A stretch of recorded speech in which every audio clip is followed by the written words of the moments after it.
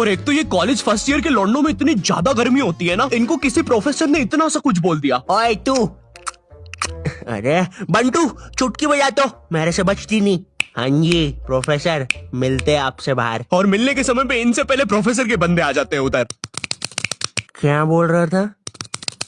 कोई नहीं आया? प्रोफेसर वो हाँ मेरी जान, तू इसे लेके? नहीं नहीं नहीं, मैं नहीं लेके आया इसको। अच्छा अच्छा, बात कर ले तू। लाल बाल वाले लक्की, तेरे को कितनी बार बोला है कोई तेरी जान नहीं बनना चाहता है, तू क्यों आ जाता है सबकी तरफ से? चल अब जा। हाँ नहीं तो।